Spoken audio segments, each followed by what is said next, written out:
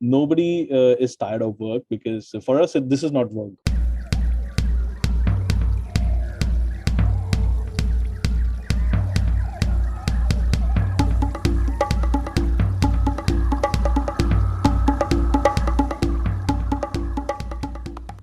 Hello, hello, hello. I've never sang before.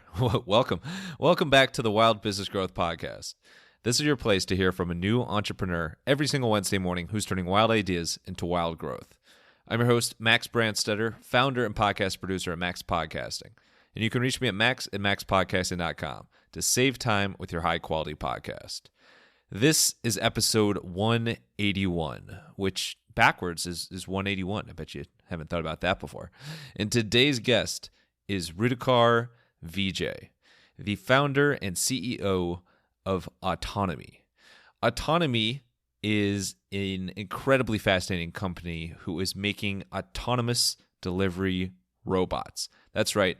These are robots. It feels like something from the future, but it is happening.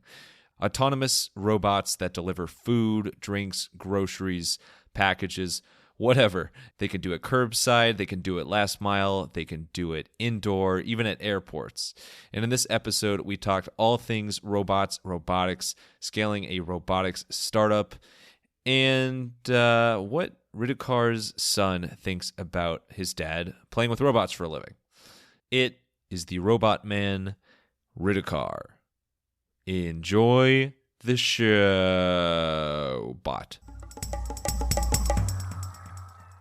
Alrighty, we are here with Ritukar Vijay, who I'm sure I butchered maybe the first and the last name. So sorry, Ritukar, but the founder and CEO of Autonomy, a company that you might think is from the future, but is doing crazy cool things that blend sci-fi and real life with their robotic, autonomous delivery robots. Ritukar, thanks for joining. How are you doing today? Yeah, I'm doing absolutely fine, and you did full justice to my name, so no worries there. Perfect. I've been practicing for weeks on weeks on weeks. I haven't slept. No, but really excited to dive into the Autonomy story. But before we get to that, you clearly have a huge passion for this world of robots and robotics. When was the first time that you discovered this world of robots? So it was back in like 2005 when I was in my college. So probably, started as a sidekick. Apart from my studies, I was interested in robotics and anything that, you can code and things can move. You can see those changes happening in front of you. So I got started with robotics in 2005 with college robotics competitions. And sooner or later, it so happened that I was lucky enough, I was around with the right folks. And, I made a career out of it. What was that first spark that you were like, wow, I really can find a home here with robotics? So when you are building robots for a specific goal and try to win those competitions, so you dive in, you try to figure out ways to, have robots which are better than the rest, whatever the competition is. So we used to participate for something called Robocon. And I was in India at that point in time. And we used to make autonomous robots and, to do or perform a certain task. And that's how it started. So learned a lot, like burnt a lot of fingers and circuits at the start of it. But then, that was the best learning experience one can have. What is a Robocon? What's a robot competition look like? I'm envisioning like tons of energy and excitement, and there's just kind of like robots everywhere. It feels like you're part of Star Wars or something. Can you describe that atmosphere a little bit? So Robocon used to be organized by ABU Japan. So a lot of countries within Southeast Asia, and each country has the national competitions, and the winner of the national competition represent their country in the international one. So it was like it was a very engaging competition, and the passion was really high of all the people who were participating in it. So really picked up more from technology, but also the passion towards robotics started from that part of my life. And from robot competitions to the large scale possibilities of robotics, when you look forward to the future, I'm not going to let you say what your company is doing right now because that's the easy answer. But what most excites you about the possibilities of robotics becoming more interwoven with human life? Slowly and gradually, like when I professionally started my career, started with unmanned ground vehicles for defense applications. Now, obviously, all these robotics applications at some point in time started with removing the dull and dirty tasks which are done by humans. So, kind of automating them with the robots so that humans can do much more refined, jobs. So it started with defense, where life and death becomes very, very important. So unmanned vehicles for reconnaissance and mine detection and etc. So did that first, and then slowly and gradually between like 2010 and 2015, a lot of applications came into like warehousing robots, where again moving material within a warehouse from point A to point B is a very redundant job. And as people are getting more and more familiar with the different type of technologies, they are replacing or aiding the existing staff which is there in the warehouses. So fast forward from 2011-12 to till date, I mean, if you look at the overall snapshot of the industry, warehouses are like right from 25% to 95% automated these days. So starting from Amazon, Amazon warehouses or large warehouses for various type of companies for e-commerce, there has been a tremendous growth. So at the same time, it's not just replacing people, but more about growth of a specific segment. So for example, e-commerce grew in last 10 years massively. To keep up with that growth and still humans doing operations, I think that is very, very challenging. So that's why robots are coming to help. So let's get to Autonomy, which I think is an awesome name, a little play on words there with the Autobots you have. But I want to start off with a little story here because, Ritukar, I saw that you rolled out in the Cincinnati airport, CVG airport, which congratulations on that. That's awesome. But last summer, my fiance and I and my family, we were in Cincinnati to celebrate my dad's birthday for the weekend. And I remember being at that airport, and you know how it is when you're probably cutting it too close timing wise to the flight for my fiance's liking. And but we're still hungry, so we need to like run and grab food and get something last minute, but also want to make sure we're at the gate on time. And it's just a stressful experience. But if we would have came at a different time, and if we would have used your Autobots, we would have been able to go right to our gate, relax, know exactly when we're boarding, and then ordered food and have it delivered to us on your Autobots, stress-free, hands-free, contactless. It was just absolutely amazing. So that's just a little case study of it. But I just think your technology is so cool. Yeah, I think that's a perfect use case. I mean, before even crossing the security, you can order something, and you can always tell which gate your your departure flight is from, and the robots, while while you go through the security, your food is getting prepped up, and the robots can deliver just in time, even if you are cutting it too close to board the flight. That would never happen on my watch. Yeah, so we went live this Thanksgiving weekend at CVG International Airport, and it's a very interesting use case. We are the world's first to do autonomous deliveries at airports, and that is something which is the credit goes to the airport itself, because they were forward looking, they were willing to experiment things, which makes life simpler for the travelers, and customer experience becomes exceedingly high for them. So that's something which is happening right now. So we are live there, and each day we are having like multiple orders from different demographics and different type of personas, which is really, really exciting to see how people are adopting it. Absolutely. It's one thing to work on an idea and develop it and do prototypes and things like that, but I think once you see it in person and people actually using it, and I mean, I'm excited just hearing about this. But when you look at Autonomy, what made you focus on this part of the robotics industry? So, just before starting Autonomy, I was living in Germany. I was working for a company called Aptiv, wherein I was managing BMW's urban autopilot, which were like kind of a parallel to Tesla autopilot. And also, the team was responsible for L4 autonomous robo taxis, which were running in, Vegas between 2019 to 2020.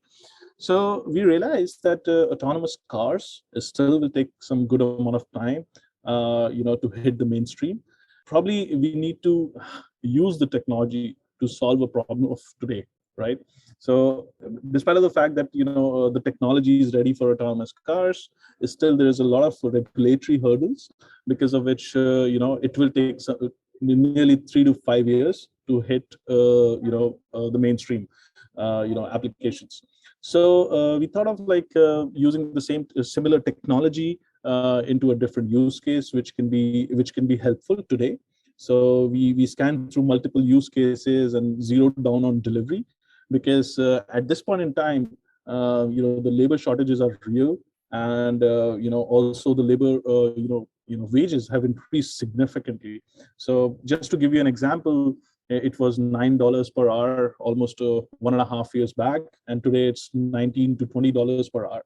So with that kind of a steep jump, I think the businesses will look at options to not only sustain but also aid their existing staff to be more powerful, or to help them or enable them with more technology, so that they can cater to different type of customers, because customer expectations have increased massively.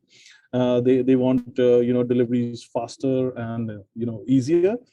At the same time, the staff shortages and rising wages of the staff is making it difficult for the enterprise customers to cater to those needs of customer. So that's where autonomous systems comes into the picture, and that's why we thought that this is the right time to get into delivery space, because online ordering and delivering has massively picked up because of pandemic as well. A lot of first-time users who never used to order online started ordering online because of COVID. It's a perfect opportunity where we can turn strategically a challenging situation into an opportunity for businesses. It's crazy the way things have blown up from the online ordering space. And I think anybody who's ordering more and more food from home knows that sometimes the delivery experience can be seamless. Oh, well, no pun intended there. Sometimes it can be smooth, and then sometimes it can be a nightmare. If something like if a driver gets lost, or there's like an hour delay, or issues in the kitchen, things like that. So there's a wide range. So I'm all for anything that makes it more efficient. Bonus points for being really cool with the cool robot as well. But you mentioned the technology. What was involved in refining and developing this technology that the Autobots and Autonomy uses today? So, it comes back to a great team which we have, and the team has, good amount of experience in developing technologies for warehousing applications, for autonomous cars.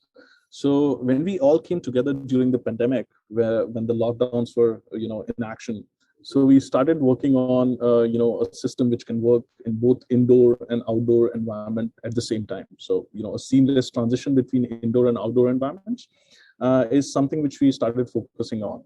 When we started working, so it was 2020 when we did our initial, pilots, and we started making these robots pretty much in our guest rooms, because we couldn't get an office place because everything was closed.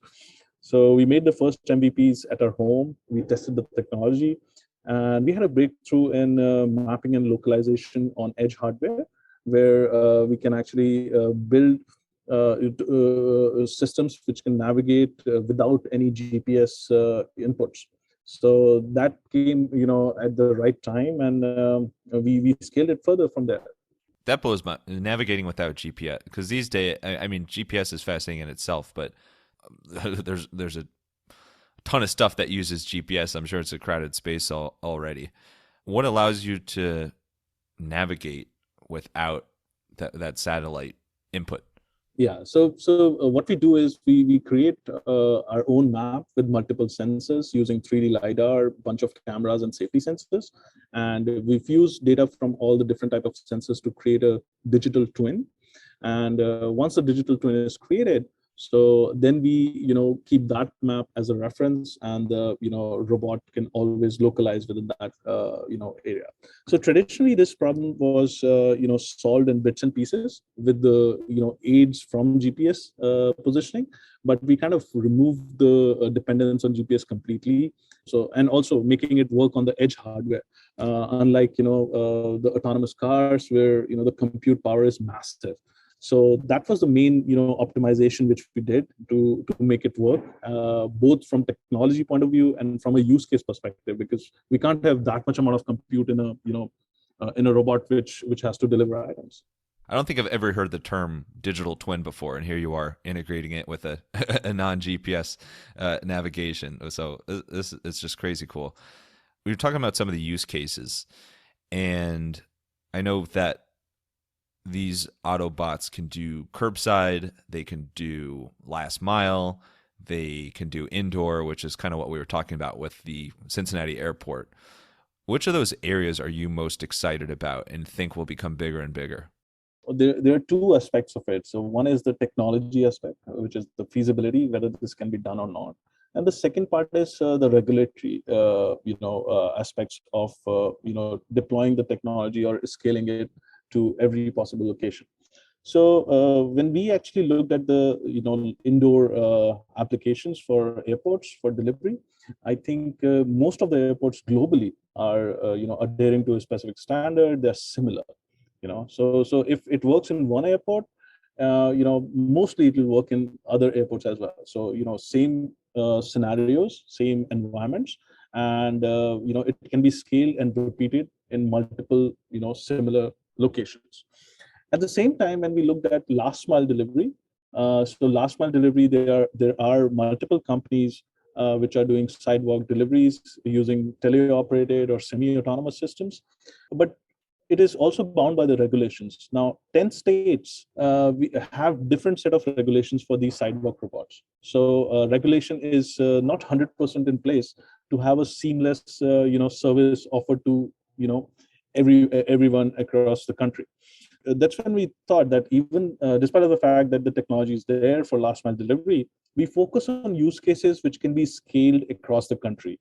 So we picked up curbside deliveries, specifically in the parking lots, where robots can actually bring in your grocery items from inside the store to the parking, pickup locations. So that is something which can be scaled, because that is the parking lots within a retail store or a restaurant are out of the regulatory boundaries. So any customer who is working with us right now, they can scale countrywide. So that's a massive thing for specifically the enterprise customers. When I'm thinking through these different possibilities, the one thing that keeps coming to my mind is the interaction between the robots and people. And so far in your tests and then your real life actual uses of it, how are strangers and just other people on the street or in the airports reacting when they see this robot start rolling around, going right by them without a driver, seemingly? It's a very different experience for people who are not familiar with robots at all, and most of the people are not, because travelers like my mom or my wife, they are not working with robots all the time, right? So when we see people at airports, retail stores, or restaurant curbsides, they see it as an aid. And what COVID has done to this whole adoption curve of customers is that they're open to new ideas. So because of the pandemic, we don't have to explain what autonomous deliveries can do, because when people were locked down, or they didn't wanted any interaction with a human, because they were trying to avoid it. So everybody wanted, like, okay, I wish there was a robot which can deliver something. So Right. we never had to explain anyone that what these robots can do. So whenever people they see, okay, finally it has arrived.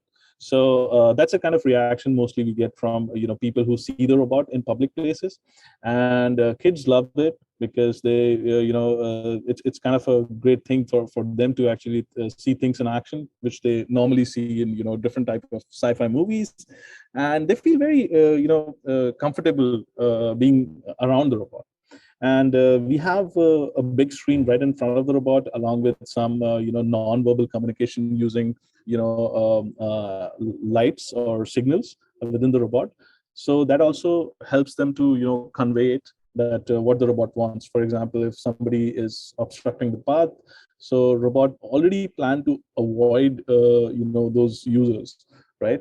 And if it so happens that the robot is surrounded by 6 people and they are not letting the robot go, then robot can communicate with speech as well, that hey, please let me deliver items. So that's the human robot interaction piece which gets into place. And I think it will improvise over the period as the robots are spending more times in these public areas. You should develop like an angry voice. If people repeatedly don't move out of the way, eventually it just goes, "Hey, get out of my way." Yeah. So it's kind of a friendly robot, so we don't want to do that. But yeah, it's sometimes developers might feel that. Yeah, exactly. No, I'm just messing around. I mean, if one thing's clear, it's that definitely don't hire me for your marketing team. Getting people to be fascinated by it is one thing. Getting people to actually try it out and become clients of yours is a whole nother ballgame. And the clients and industry partners that you have so far, what do you think has worked well, that's gotten you over the hump and allowed you to start rolling out your Autobots in different places?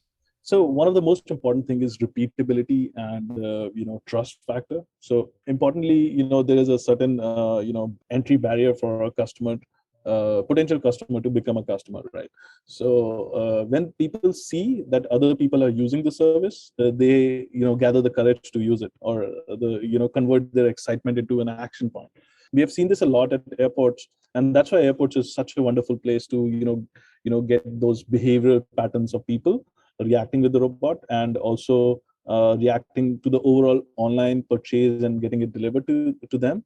So they see people using it, so, or they see the robots are moving, so they definitely want that okay, this is so the first step is that excitement kicks in, and they really want to try it and experience the deliveries made exclusively to them. The second step comes in, like where the excitement is okay, I've taken a delivery from a robot, but then that becomes a utility. So because that saves time, that is cheaper, and the service is available to use it. So I think these are like multiple phases which the customer journey is defining. So repeat customers is something which we are looking at. We have a lot of first time users, as more and more airports have this kind of service. So at the time when you board the flight, at the time when you are arriving at a certain place, if you see such services available, then the repeat usage will be very, very high. Repeat users always makes me think of repeat listeners, and that is something you can achieve if you have a podcast. But you definitely need a podcast to have repeat listeners, unless you're just talking about people listening to you like in public or something. I don't know.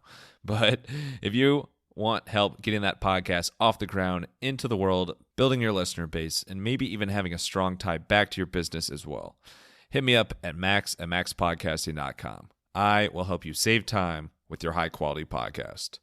Now, let's find out how a robot connoisseur goes about unplugging. So let's switch gears a little bit. Let's get to more you as a person, Ritukar, and how you stay inspired as a leader, how you stay creative. So when you're not, I'm sure you're thinking about work quite often as a founder and CEO, but when you do manage to find some time to unplug, what do you like to do in your free time that helps you to stay fresh and stay creative? Being able to pursue what you like the most, it's being very, very lucky, and a lot of surrounding yourself with the right set of people is very important.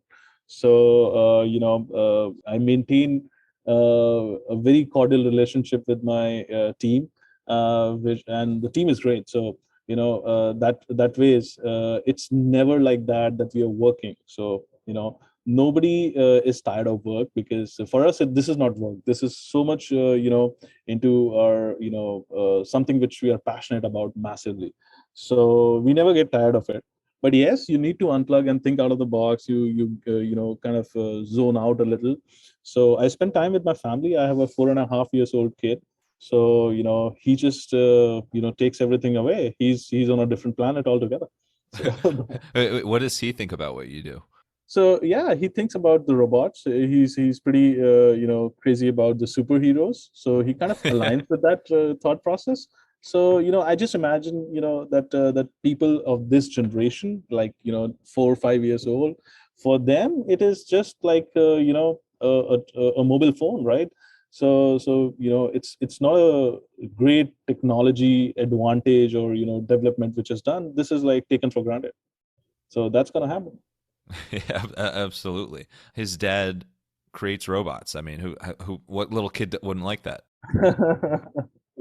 Do you have a favorite book or movie that involves robotics that was very influential to you? None of the robotic contents, but a lot of the startup content I've which is pretty important. So there is a very nice book which is 0 to 1, and that's a bible, because it talks about incremental innovation, or a phase shift innovation. So that's a must read book for all the entrepreneurs who are there. So that's my favorite go to book to actually go through once in a while. Well, 0 to 1. Let's go from zero to rapid fire Q&A to wrap this up. You ready for it? Yes. Okay, I know that was a very smooth segue. Let's get wild. What would be your dream location to unleash the Autobots in? Yeah, so busy streets in New York and robots doing deliveries. So that is something which will be a perfect opportunity for the busy urban environment where these robots can aid. Do you have a specific street in mind when you're envisioning that? So doing something at the Times Square. I mean, yeah, why not? So Yeah, that's the busiest place. Yeah. that certainly fits the mold for busiest. What is I call them weird talents, but a unique talent or party trick you have that is pretty unique, and it doesn't affect your business. It's just something you have a knack for. Pseudo hiring, I'll put it this way. So get people excited enough about what you do so that they become part of what you're doing. So that is something which comes naturally to me, but that also helps me to create a team. And even if they're not like-minded, they start thinking about the same goal with their own ways. So bringing people on board, I think that is something which that's a secret too. That's why I have a wonderful co-founding team, and the team beyond that. If you were a robot, which is something I should really ask everyone, but if you were a robot, what would your specialty or your function be? And I won't let you say delivering things. If I was a robot, so I would love to be invisible at times. Ooh, the invisible robot. I like that. Yeah. Yeah, that'll be interesting to actually do something which is beyond like the current generation of robots. You can put it like teleportation of robots, because that'll be safer. Teleportation of people can be difficult, but that'll be an amazing thing to do. Oh my God. Oh, you're talking about efficiency. That what could be more efficiency than just bam, snap your fingers and you're all the way across Manhattan. Yeah. Exactly. What's the funniest reaction somebody's had when you told them that you work in robotics? This is very common. People do associate, people who are unaware of robotics, so they do associate with transformers, or so that's so the physical shape of the robot being like a Terminator is something which I get quite often from people, that, oh, are you making robots like like humans? So it's hard to break down that that image of robots from people who are who are fascinated by the wonderful work done by Hollywood, right? Well, John Connor, thank you so much. Ritukar, thank you so much. This has been fantastic. What you do is just endlessly fascinating, and really excited to stay in touch and see what Autonomy comes up with next, and start using more and more of your robots. So very cool. Really, really appreciate your time. Where is the best place for people to, one, connect with you, and two, learn more about Autonomy? you can always reach out to autonomy.io. So that is OTTONOMY.io. And you can check out our social handles, which is Autonomy.io at LinkedIn, Instagram, and Twitter. And you can always reach out to us on any of these platforms. So that is the best way to get our attention to you.